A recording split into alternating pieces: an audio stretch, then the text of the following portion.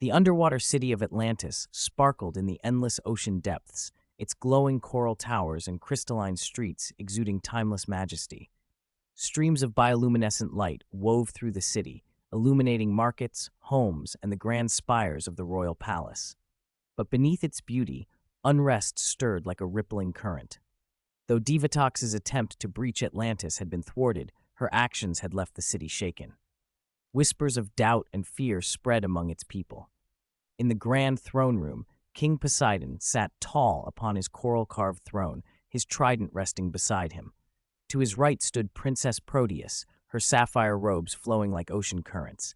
To his left was Prince Trident, his ceremonial armor still bearing faint scars from battles fought to protect their city.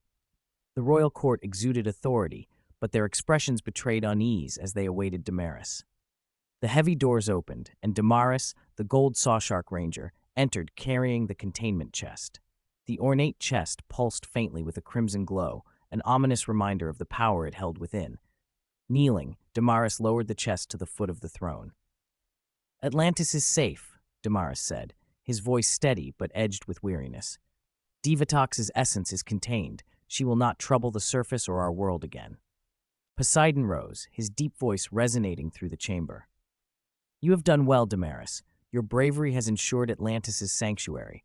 But while Divatox may be sealed, the shadows of her attempt linger. The people grow restless." Proteus stepped forward, her tone calm yet firm. "The citizens fear exposure to the surface. They question whether we can still protect them." Trident crossed his arms. "Atlantis cannot afford doubt. If the people question our strength, then we must remind them that Atlantis is unassailable." Damaris stood, his golden armor glinting in the coral light. "Let me show them," he said. "If Atlantis is to face future threats, we must be ready. We need defenders, symbols of unity and strength." Poseidon regarded him thoughtfully before nodding. "Do what you must, Damaris. Use the power of our past and the advancements of our present. Ensure Atlantis stands ready." Meanwhile, in the city's northern district, Stavros walked the bustling streets, his gaze distant. Once a skilled craftsman, Stavros had supplied the trade district with tools and coral-forged creations, but during the chaos of Divatox's attack, his workshop had been destroyed in the tremors. His pride, his work, reduced to rubble. He wandered past the ruins now, bitterness heavy in his heart. He moved to the edge of the district, where an ancient coral pylon pulsed faintly with energy, feeding the northern grid. Resting his hand on its surface, he sighed. Unbeknownst to him, traces of Predatox's toxin had seeped into the structure, carried by the currents. The toxin latched onto Stavros, feeding off his anger and despair. A sharp pain shot through Stavros's body, and he stumbled back, clutching his chest. The toxin spread through his veins, thus amplifying his darkest thoughts. He fell to his knees, convulsing as jagged black armor began forming around him. A serrated trident crackled with crimson energy in his grasp. When Stavros rose, his voice echoed through the empty streets, distorted and venomous. "They left us to suffer," he growled, "but I will bring strength to Atlantis. I will take what they refuse to give." In the Hall of Guardians, deep within the palace, Damaris stood before the Atlantean core, a glowing orb of pure energy pulsing steadily in the center of the chamber. 4 leaders stood before him, chosen from Atlantis' regions: Pharion, Gala, Haust, and Lazo. "Pharion," Damaris said, addressing the bold protector of the northern trade district. His crimson armor reflected his fiery personality. "Atlantis needs your strength. You will guard the north." Pharion nodded firmly. "The people can count on me." "Gala," Damaris continued, turning to the calm defender of the eastern aqueducts. Her sapphire armor shimmered like the tides. "You will protect the east. Your precision will ensure our lifeblood remains secure." "I will serve with all I have," Gala replied.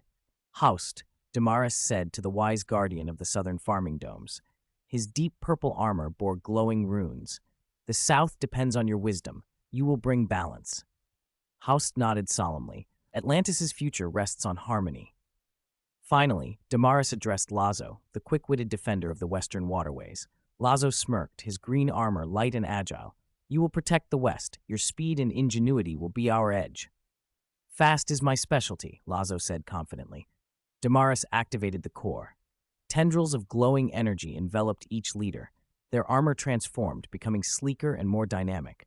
Weapons materialized. Pharion's hammer glowed like molten fire. Gala's spear pulsed with tidal energy. Haust's staff shimmered with protective runes, and Lazo's dual-bladed trident crackled with lightning. "You are now the guardians of Atlantis," Damaris declared. "Your powers are tied to the regions you protect. Stand as symbols of strength and unity." Meanwhile, the northern district of Atlantis was awash in chaos. Coral towers that once stood tall now lay cracked and shattered. Streams of crimson and violet energy pulsed erratically through the district's energy grid, casting an eerie glow over the area. At the epicenter of the destruction stood Stavros, now fully transformed into the Nightmariner. His jagged black armor shimmered with dark energy, and his serrated trident crackled with corrupted power. Citizens scattered in fear as Nightmariner raised his weapon, a wicked grin spreading beneath his helm. "The royal court has abandoned you," he bellowed, his voice distorted and amplified by the toxin coursing through him. "But I will not. I am the Nightmariner, and I will bring strength and order to Atlantis." Damaris and the newly empowered generals, Pharila, Haust, and Lazo, arrived in the district. Their glowing armor cut through the dim light as they stood in formation, their weapons at the ready. Damaris stepped forward, his golden trident gleaming in the flickering glow of the corrupted grid. "Stop," Damaris called out, his voice firm. "Stand down before you destroy this city." Nightmariner turned, his crimson eyes narrowing as he sized up the newcomers. "So, they send you to stop me," he sneered. "A king's lapdog and his lackeys, I presume? Tell me, Damaris, do you even understand the power you wield, or are you just another pawn of the court?" "The court fights for Atlantis," Damaris said, leveling his trident. "You've let anger twist you. This ends now." Nightmariner laughed, a low guttural sound that echoed across the shattered streets. "No, Damaris, this is only the beginning." "It is time," said Damaris to the generals. The team held their tristaffs high as they yelled out in unison, "Rise and fight, Atlantis might!" The four generals became enveloped in a pulsating light of their respective color. In a matter of seconds, their Atlantean armor materialized around them. The generals, now Power Rangers of Atlantis, stand ready for battle. With a roar, Nightmariner slammed his trident into the ground, unleashing a shockwave of crimson energy that raced toward the defenders. The Guardians leapt into action, their weapons glowing as they countered the attack. The shockwave struck Gala first, her sapphire spear splitting the energy into harmless currents. Behind her, Haust planted his runed staff into the ground, creating a barrier of shimmering light that absorbed the remainder of the blast. "Pharion, take the lead," Damaris commanded. Pharion charged forward, his molten hammer glowing like lava as he swung it at Nightmariner. The corrupted trident met the hammer in a clash of sparks and energy, the force of the collision sending tremors through the ground. Nightmariner parried the next swing with ease, twisting his trident to catch Pharion off balance. With a quick thrust, he sent Pharion staggering back. "You're bold," Nightmariner mocked, "but foolish." From the side, Lazo darted in, his dual-bladed trident spinning like a blur. He struck at Nightmariner's flank, landing a glancing blow that sent a spark of corrupted energy flying. Nightmariner snarled, swinging his weapon in a wide arc that forced Lazo to retreat. "You're fast," Nightmariner said, his voice dripping with contempt, "but speed won't save you." As the Guardians regrouped, Damaris took charge. "We fight together," he said. "Stavros is strong, but we're stronger as one." Nightmariner wasted no time, lunging forward with surprising speed. His trident clashed against Haust's staff, the corrupted energy crackling dangerously close to Haust's face. Haust pushed back, his runes glowing brighter as he redirected the energy into the ground. The counterattack forced Nightmariner to stagger briefly. Gala seized the opening. With a graceful spin, she thrust her spear toward Nightmariner's exposed side. The weapon struck true, creating a surge of tidal energy that rippled through the corrupted armor. Nightmariner roared in pain, but retaliated quickly, swinging his trident upward in a vicious arc. Gala narrowly avoided the blow, rolling back to regroup. "Keep the pressure on him," Damaris shouted. Pharion charged again, his hammer swinging with relentless power. This time, he struck the ground near Nightmariner's feet, sending molten energy cascading upward. Nightmariner leapt back, his jagged armor scorched by the attack. But as he landed, he thrust his trident into the grid, drawing more corrupted energy into himself. His armor glowed brighter, and his next attack sent a massive wave of dark energy surging toward the team. Haust reacted instantly, slamming his staff into the ground and summoning a barrier of glowing runes. The wave struck the barrier with a deafening crack, but the energy held. Behind the barrier, Gala and Lazo moved into position. Gala launched a series of precise strikes with her spear, each one aimed at disrupting the flow of corrupted energy in Nightmariner's armor.